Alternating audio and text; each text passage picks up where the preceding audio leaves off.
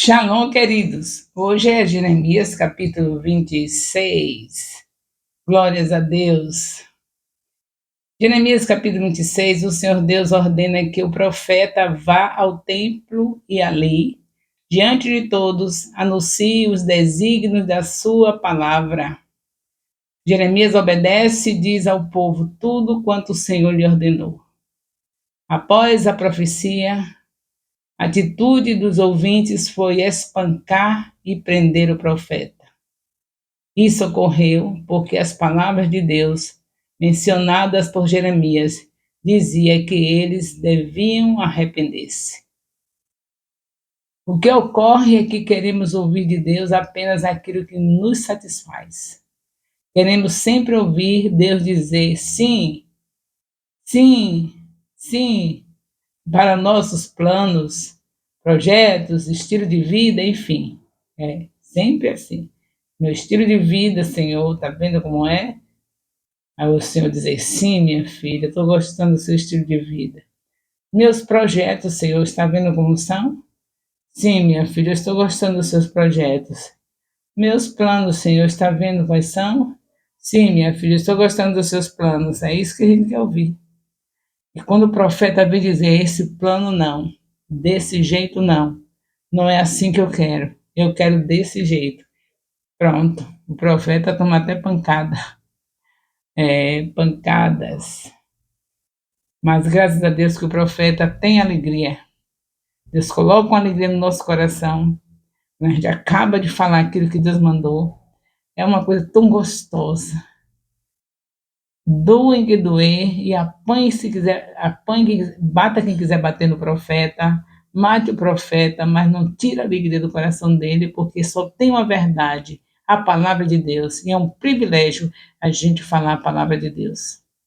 É uma alegria incomparável. Se não existe outra verdade senão Deus, se não tem outro caminho senão Jesus, para onde iremos nós se somente Ele tem palavra de vida eterna? Então, quando o profeta fala, tem consciência e está falando o que Deus mandou, meu Deus, se matar é nada, se espancar é nada. Por quê? Porque eles sabem que tem crido, sabe quem mandou falar, é o Todo-Poderoso, tem nada melhor do que se fazer a vontade dele. Então, Jeremias com certeza está aqui feliz, espancado, mas feliz, porque falou a verdade, Deus é a verdade. O que ocorre é que queremos ouvir de Deus apenas aquilo que nos satisfaz. É isso aí. Mas Deus não vai fazer isso. Vai falar o que nós precisamos ouvir. Quando a palavra de Deus nos contraria, nos corrige, a nossa atitude é rejeição, ira. Fica irado, rejeita, e coitado do profeta. Primeiro, não achamos que seja realmente Deus. Após sentir tudo isso, o povo prende Jeremias e planeja condená-lo à morte. Olha que coisa terrível. Além de espancar, prende e está planejando matar. Porque não acha que é Deus. Olha, se hoje com a Bíblia na mão, a gente pegando os versículos da Bíblia dizendo Deus que é assim, Deus está falando assim, aí invento não, mas a teologia, o teólogo tal falou assim, o teólogo fulano falou assado, o teólogo falou, e aí é tanta teologia que aparece. Não quer não. Imagine com Jeremias, que não tinha assim escrito tudo, só tinha escrito o Pentateuco. E aí, quem me prova que é ele? Não está escrito aqui no Pentateuco. Depois foi que foi escrito tudo isso, mas aqui eles estão nesse período. Então, não é brincadeira não, o caso é sério, viu? Não acreditam que é Deus. Está assim o versículo na Bíblia bem claro. Agora imagine se esse versículo precisa de algum estudo teológico, fazer um estudo profundo. Veja só, Mateus 5, 28. Quando eu falei isso, tem mais de 15 anos que eu comecei mostrando, que Deus mandou mostrar, Mateus 5, 28, para os namoradinhos. Aí quando eu falei isso, onde ela achou isso? Nunca vi se dizer que a gente vai namorar sem beijar na boca, primeira coisa, não é para namorar, pede em casamento e casa. Segunda coisa, piorou com beijo na boca. Beijo na boca é namoro para casado. Casado namora de verdade. E Deus quer que seja dentro do casamento o namoro. Então não tem beijo. Porque um homem não vai olhar para a mulher, olhando para a mulher e pensando. Deus diz em Mateus 5:28 que já fez, se pensar, olhando, olhar. Agora o homem abraçado, beijando a mulher que não é dele, que está noivo, porque noivo é uma coisa, casado é outra. Casado pode, mas sem casar, não. Ah, onde ela achou isso? Eu achei na Bíblia, Mateus 5:28. Quem lê a Bíblia de Gênesis e Apocalipse sempre acha alguma coisa. Agora, quem fica escolhendo os versículos que vai agradar, não acha nada. Tem aqueles que ficam decorados só o versículo, só aquele versículo que diz: Eu sou o Deus que te sara. Eu gosto dele, mas eu leio a Bíblia toda.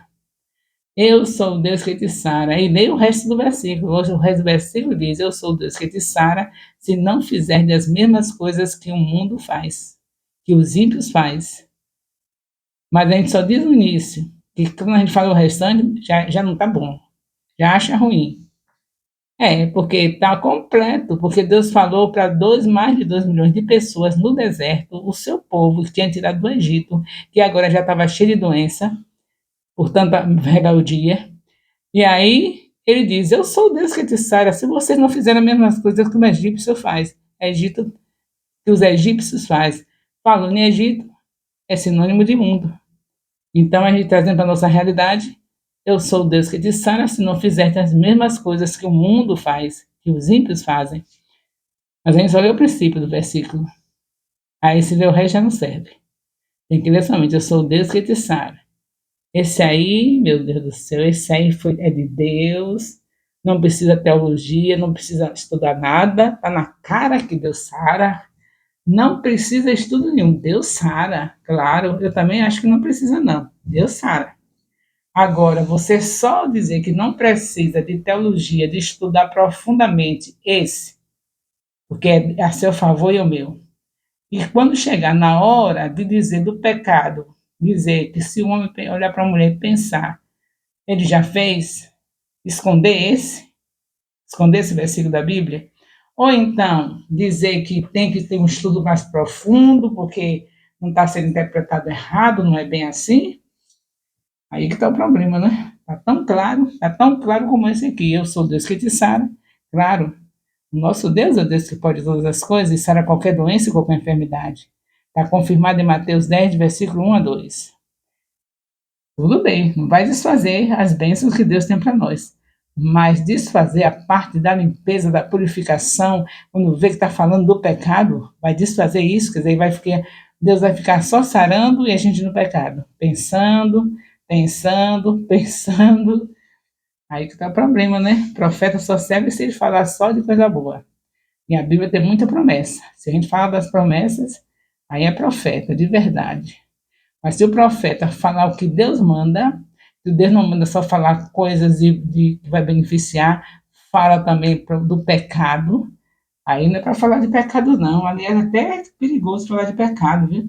Não é somente o povo lá fora que não quer, não. É dentro da igreja.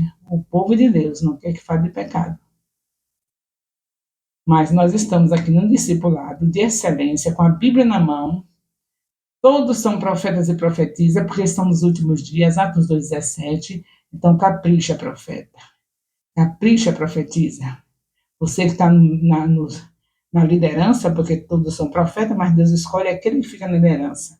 É um bispo, é um pastor, é um missionário, é um líder de célula, é um discipulador. Na frente, Deus escolheu para ficar na frente. Então, ele tem que falar tudo e vocês ouvirem. E agora, se você encontrar algum que falou alguma palavra que não foi de Deus, que não está na Bíblia, não está correto, aí você chama o profeta, conversa com ele, para ver se você acertou mesmo, se ele falou errado, ou é você que está achando que está errado. Porque nossa vida de cristão é para ser transparente. Se você, o profeta, está na sua frente, você também é profeta, né? Nos últimos dias todo mundo é profeta e profetiza. Mas só que tem a hierarquia na terra. Deus sempre gostou de hierarquia. No céu tem e na terra tem. Então ele coloca pastores, apóstolos, bispos, presbíteros, coloca líder de célula, líder de discipulado, os discipuladores que vão ficar na frente. Você ouvindo o que Deus está falando por eles. Quando eles saírem do assunto, falar interpretado errado, o Espírito Santo, que é o teólogo dos teólogos, lhe mostrar, você vai a ele. Não tem nada errado ir para o irmão que errou. Só é errado você sair falando do irmão que errou. Vai na casa, ô meu profeta, você, essa parte aqui você não interpretou muito bem, não. E é esse o conselho que eu dou para todos vocês. Eu estou como vice-presidente do Ministério Apostólico Internacional de Jerusalém, ao lado do meu marido, que é o presidente do ministério, e como supervisora geral do discipulado, que é a parte mais importante que Jesus Cristo deixou para nós fazermos. Aqui é coisa que não dá para deixar passar. É discipulado principal. Tudo mais depende do discipulado. É Deus primeiramente e depois o discipulado. A ordem que Jesus deixou para nós. Então eu estou com a chave que Deus entregou para minha mão. Quer desatar? Quer Deus abrindo as portas? Seja amigo dele e faça o que ele manda. Ide e fazer discípulos. Estou com a chave. E eu estou, pela graça de Deus, acompanhando vocês. Trouxe o assunto do discipulado, um assunto que não tem como rejeitar, porque é a Bíblia. Eu não escolhi um livrinho esse, um livrinho aquele, uma revistinha essa ou aquela. Não. São muito boas as revistas, muito boas os livros que são baseados na Bíblia, mas eu tenho um negócio com a Bíblia. Meu caso é com a Bíblia. Cristão que corre de Bíblia, não sei qual é o caso dele. Meu caso é a Bíblia, porque não tem como correr da Bíblia. Desde o princípio, Deus mandou meditar nela de dia e de noite. Então, meu caso é a Bíblia. A única coisa que vocês têm que estar atenciosos é se houver alguma interpretação errada, que eu não tenho nenhum problema em você vir na minha casa e dizer, está interpretado errado, minha apóstola. Vamos ver aqui se não está errado, vamos. Um filho de Deus, seja líder ou o que for, que não for humilde, está fora. Então, eu estou disponível. Não acho que seja humilhação me dizer onde eu tenho que se consertar. Eu acho que o certo, se a gente é irmão e é amigo, se ama, é justamente vir ajudar o outro. Agora, rejeitar um estudo da Bíblia, isso aí eu não entendo. Ah, porque pode ser interpretado. Pode ser interpretado errado, você vai e ajuda. Mas estamos no caminho certo, no que Deus mandou. Estudar a palavra. Então, vamos estudar a palavra. Quando eu falar errado, você vem na minha casa. Se precisar de dar o transporte, eu lhe dou, para você vir e a gente conversar sobre o assunto. Porque eu tenho certeza que eu nunca fiz algo tão dirigido por Deus como essa. Essa é a direção total de Deus. E eu estou tranquila. As pedradas vêm e eu nem aí, porque eu tenho certeza que dessa vez Deus me deu uma oportunidade maravilhosa de fechar minha velhice com o estudo mais sublime que existe, que é da palavra de Deus. Então, ele está me dando uma velhice de qualidade, uma velhice maravilhosa, uma velhice que só Deus podia dar, como ele deu para Davi. Para Davi, ele deu uma virgem para aquecê-lo em plena velhice. Para mim, ele me deu a sua palavra para me aquecer e aquecer os que estão debaixo da minha autoridade. Isso é tremendo demais. A palavra aquece. Jeremias falou, em capítulo 23, nós vamos chegar lá daqui a pouco, não demora muito. Versículo 29, não é a minha palavra como fogo? Não é a minha palavra como martelo que esmiuça a pedra?